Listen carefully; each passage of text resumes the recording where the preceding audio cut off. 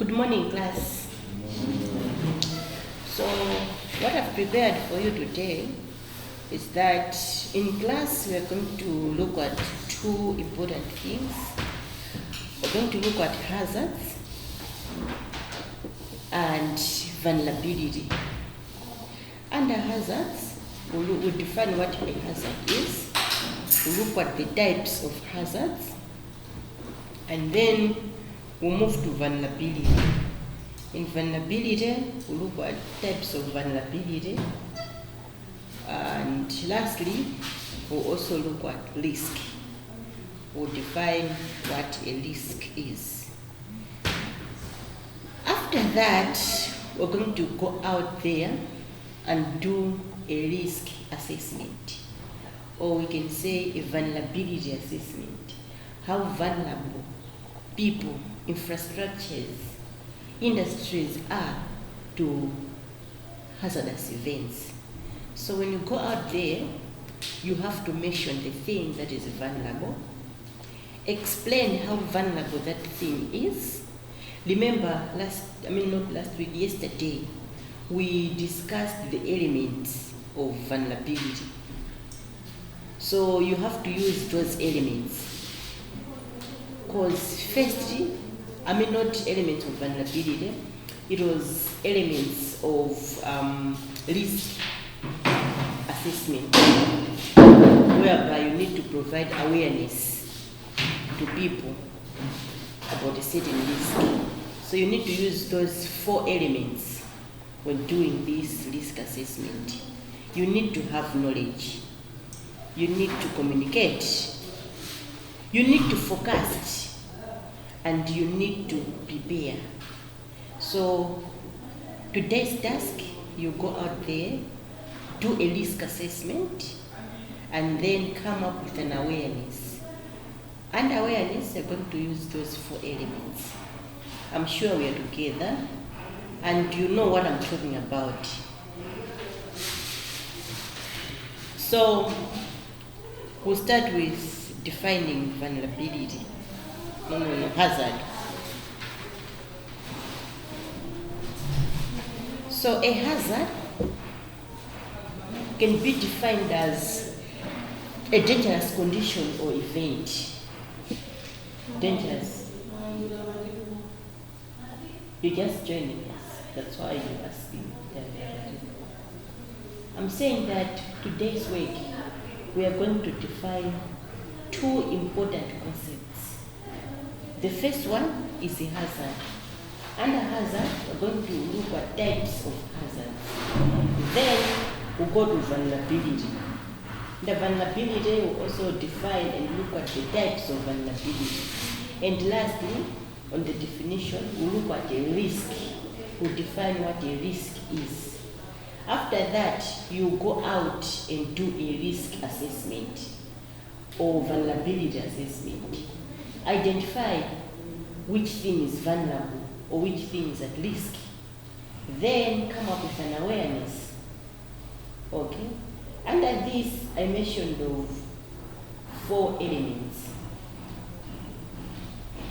Four elements. You can go back to your notes. That was yesterday's class. Or we can say early warning system. Okay? So come up with a warning system concerning that assessment. Because you can't do a warning system without knowledge on risk. That's why I say you need to go out there and do a risk assessment and come up with an awareness. When doing your awareness, consider the four elements that we learned yesterday. So I'll start defining what a hazard is. A hazard is a dangerous condition or event. Is a dangerous condition or event that threat or have the potential for causing injury to life. So it's an event, but this event is very dangerous. Why is it dangerous?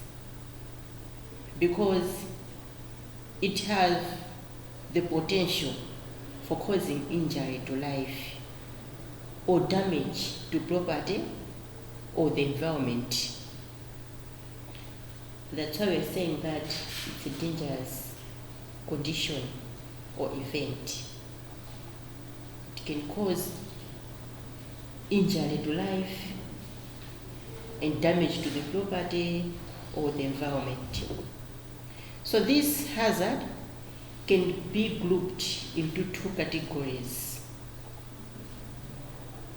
We have natural hazard and man-made hazard.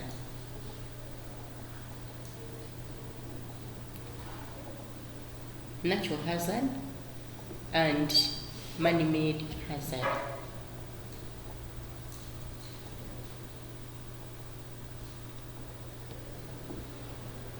These natural hazards, they are hazards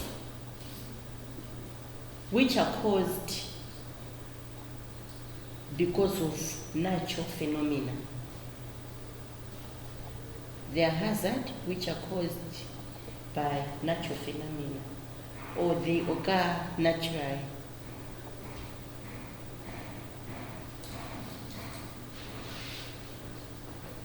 These hazards can be biological, they can be meteorological, they can even be geological hazards. Biological, meteorological, or they can be geological in nature, but they occur naturally.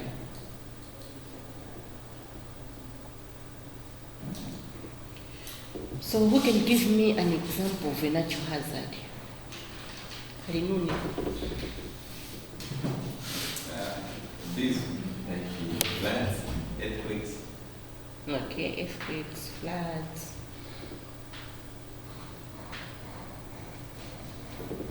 Yes. An example of a natural hazard. Heavy winds. Heavy rains. What do you call that? Heavy winds. Oh, cyclones. Okay. And, yeah, volcanoes can be one of the examples of natural hazards.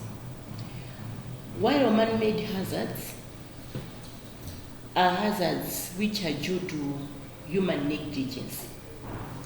They are hazards which are due to human negligence. So, because the human negligence, they can be associated with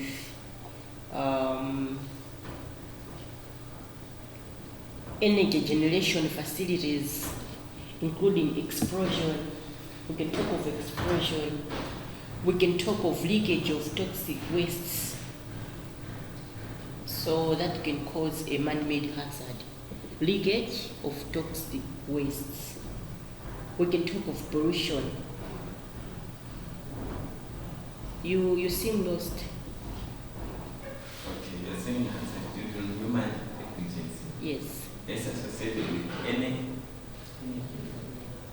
Oh, energy.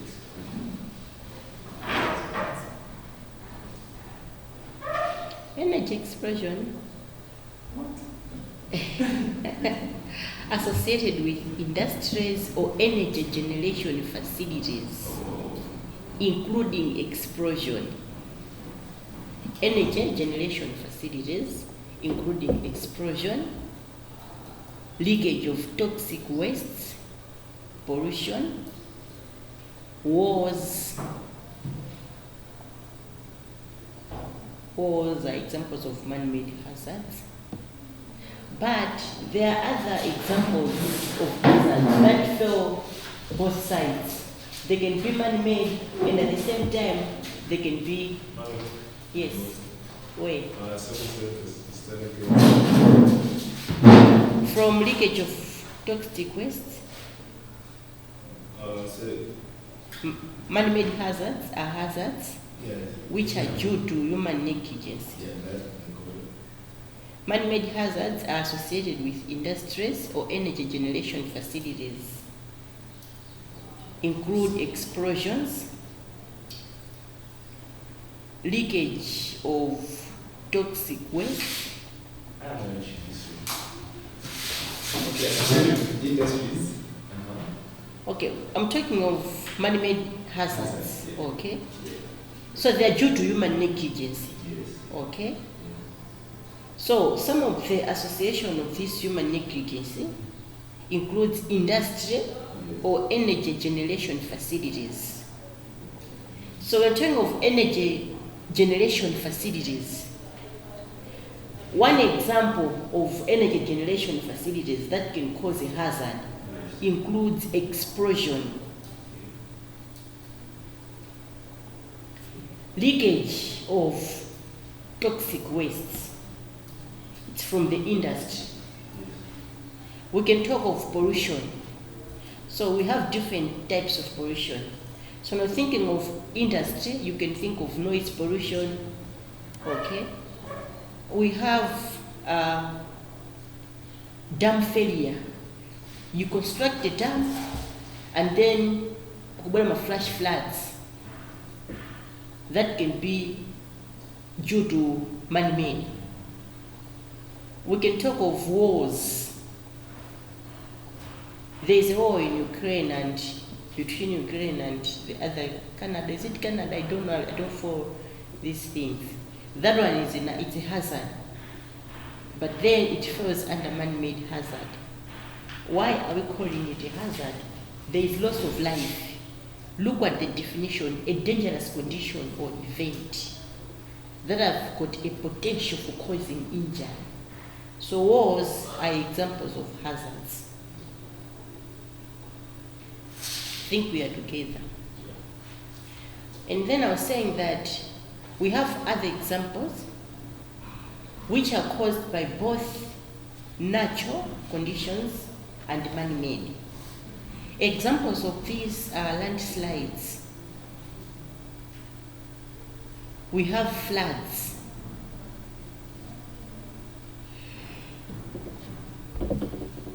We have fires. They can be man-made or natural. And then there is drought.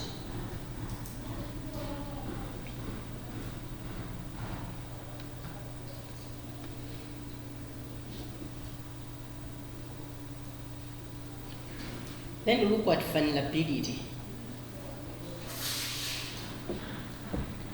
Vulnerability.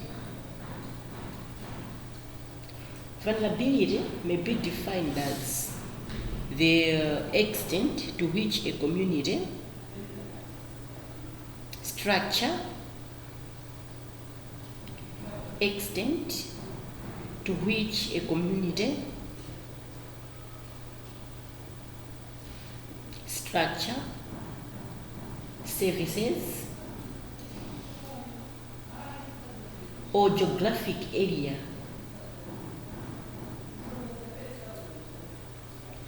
extent to which a community, structure, services, or geographic area is likely to be damaged or disrupted by the impact of a particular hazard.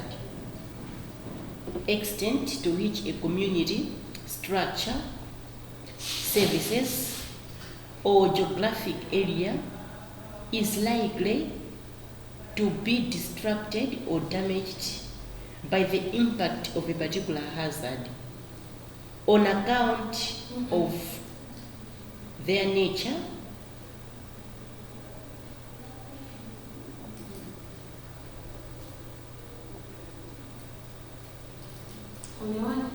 on account of their nature,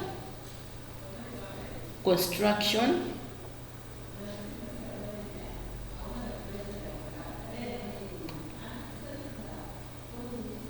and proximity to hazardous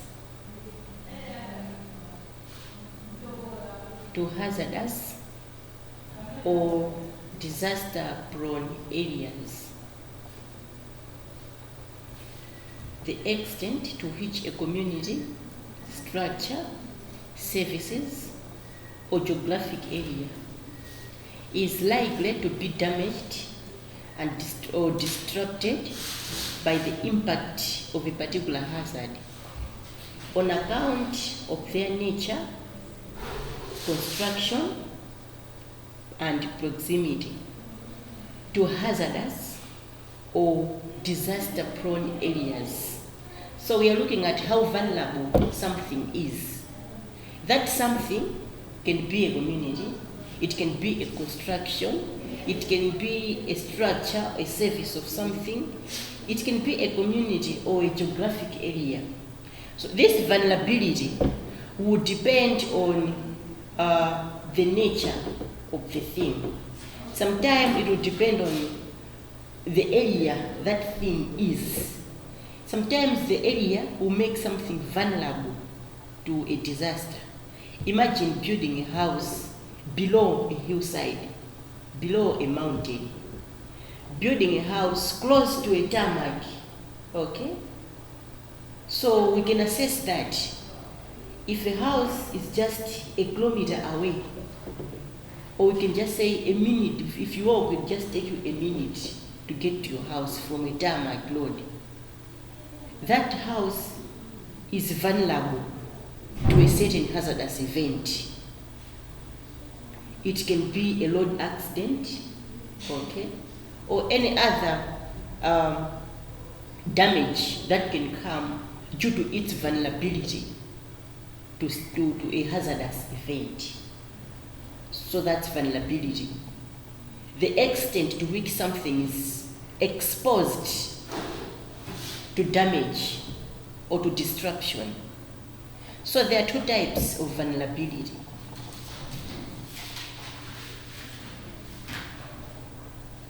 We have physical vulnerability and socio-economic vulnerability.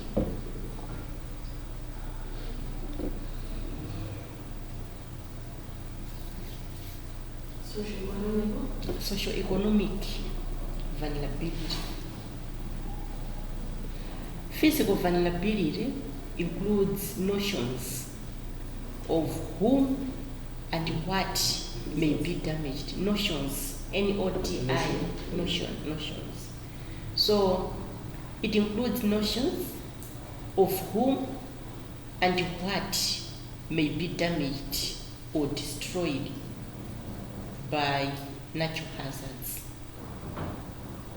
Notions of whom and what may be damaged or destroyed by natural hazards, such as earthquakes or floods. So this definition can stop there. Whom and what may be damaged by natural hazards such as earthquake or floods. But then to make it sound better, we have to add that this physical vulnerability is based on the physical condition of people and elements at risk. It is based on the physical condition of people and elements at risk, such as buildings, infrastructures. It is based on the physical condition of people and elements at risk. Those elements include buildings and infrastructures and their proximity, location, and nature of hazards.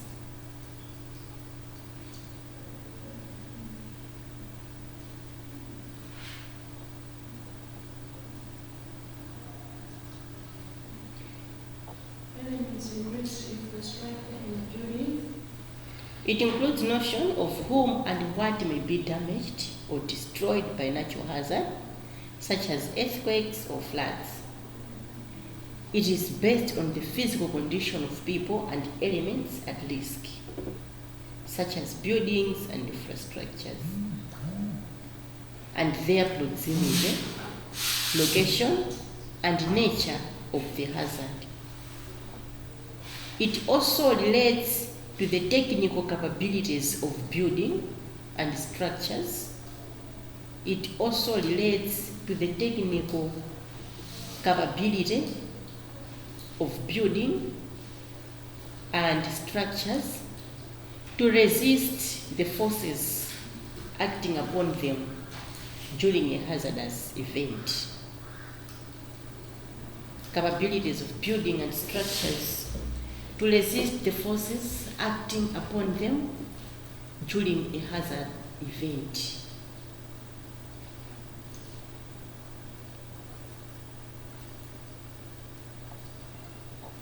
So when looking at physical vulnerability, we tend to look at the physical condition of people, or we can talk of infrastructures. Those people who are at risk, okay? Those infrastructures that are at risk. So we are looking at the physical condition of it. Of course, yes, they are vulnerable, but are they able to resist the pressure that will come due to that hazardous event? So when we're talking of people, we have people who are vulnerable, yes, but then some can walk, some can run, some can swim, but we have others who cannot do that. So in doing a risk assessment, you also need to consider how vulnerable something is and how can that resist some forces acting upon them during a hazardous event. So we also put in account the physical vulnerability of something. There are some other things you can judge by just seeing. Imagine someone who is disabled, who is physically challenged. You have assessed maybe the environment. You find out that maybe the house that they're staying is not that strong. It will collapse any day due to heavy rains that we are receiving. But in that house there is someone who is old, someone who is disabled, and we have babies, and maybe my youth in their 20s, and they are just okay. So you also need to put in account those things. How are they going to react to any force that will act upon them if they come across a hazardous event? Definitely, those who are disabled, maybe they can't learn, they will not manage. Baby will not manage to walk. So you consider all those things, physical vulnerability, by just looking.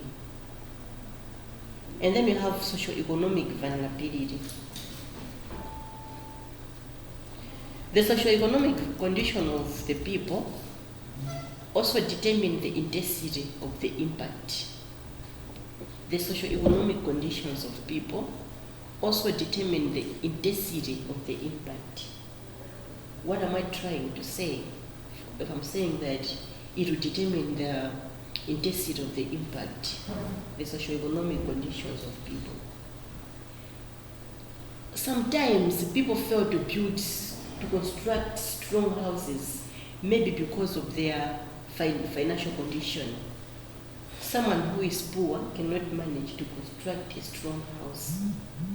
They build a house depending on the income that they have, depending on what they earn. That will also put people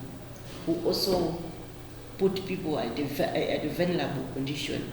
They will be vulnerable because of their economic status, okay? But then, what if they are affected by a certain hazardous event? It will also take time for them to recover whatever they will lose due to that hazardous event. So this vulnerability will come in two ways: the socio-economic condition of people, and we also talked of physical vulnerability, how exposed something is because of a certain risk. How exposed something is to a hazardous event, socio-economic condition will also be one of the example of vulnerability. So these people can be at risk of losing their shelter if they construct houses using cheap materials. So we're saying that they are at risk of losing their shelter whenever maybe they face strong winds or cyclones. And because of their poverty, they'll not be able to rebuild or to reconstruct their houses. So we'll quote the word at risk. They will be at risk. What is at risk? So in terms of the risk, this is a measure of the expected losses. A measure of the expected losses due to a hazardous event occurring in a given area over a specific period of time. Risk is a measure of the expected loss, or we can say the measure of expected losses due to a hazardous event occurring in a given area over a specific period of time. Over a specific period of time.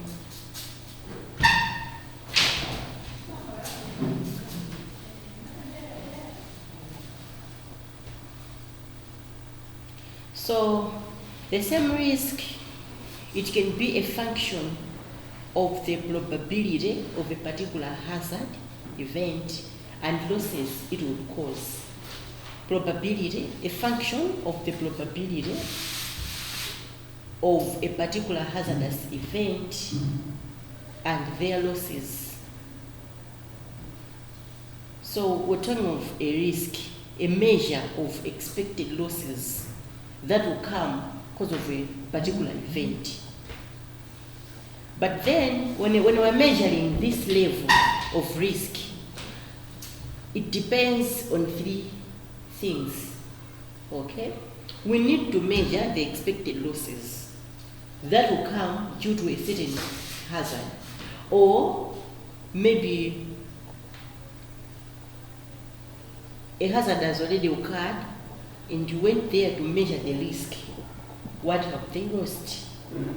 So this risk assessment can be done during or after a hazardous event. But we look at three things. One, the nature of the hazard. Nature of hazard. We are saying that risk, the term risk in disaster, is the measure of the expected loss due to a certain hazard. But for you to measure the loss, you look at three things. Nature of the hazard, vulnerability of the element which are affected. That's the second one. Vulnerability of the elements which are affected. Economic value of those elements. Economic value of those elements. So you consider three things when doing a risk assessment. Nature of the hazard, vulnerability of the elements which are affected, economic value of those elements. So you need to state, you're saying that a certain things is vulnerable, okay? Or there was a disaster. So mention the hazard, mention the disaster. Is it floods? Is it drought? You need to mention. Tell us how vulnerable that element that is affected, how vulnerable is it to be affected by that particular hazard? You have to state, tell us the economic value of those elements that are lost due to a certain hazard. So why are we saying that you should state the economic value of that element? Because there are other things that will need fast reaction. Imagine in a community, chipatala chigwe, that thing will need fast reaction from the community members and then the government as well. Because people need to go to hospital, schools. So you have to state the economic value of those elements that are affected by a particular hazard. Mention the hazard. State the vulnerability, how vulnerable that element was to be affected. So these are the three things to consider in risk assessment. So a community is said to be at risk when it is exposed to a hazard. And then that hazard is more likely to be affected by its impact. We say that this community is at risk when it is exposed to a hazard. And then that community is more likely to be affected by the impact of that hazard. So we say that community is at risk.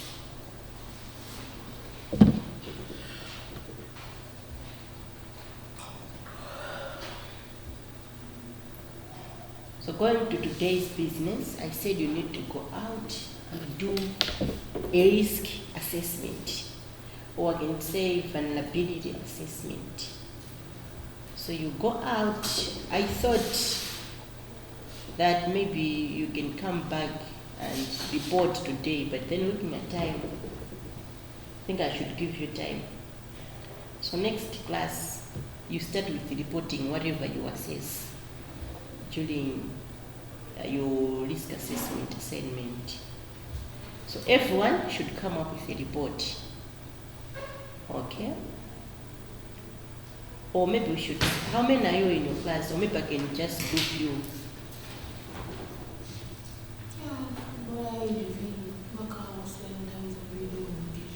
Okay.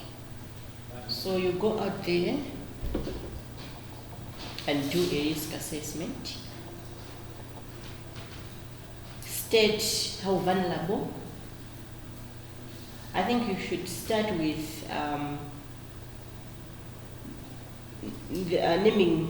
telling me the nature of the hazard, and then how vulnerable that element is to be affected by that hazard. Okay? And then state the economic value of that element. You have to mention. Or you can start with mentioning what is vulnerable. Okay? How vulnerable is it? We are assessing the risk. We can say how vulnerable is to a certain natural hazard. Okay?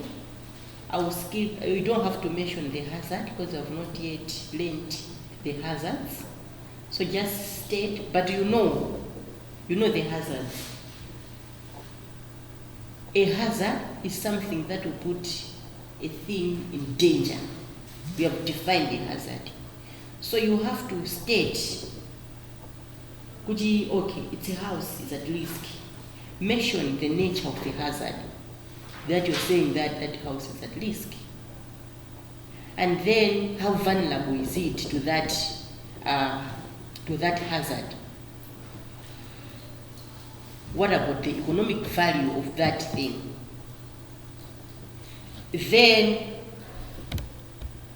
consider the elements of early warning.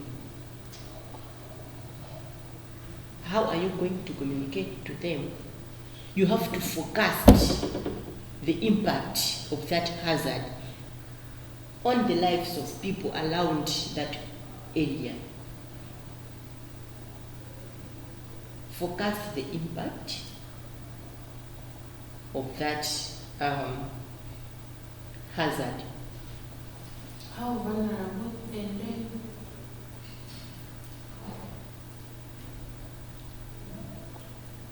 Wali pachani, wewe ndishani? still the hazard.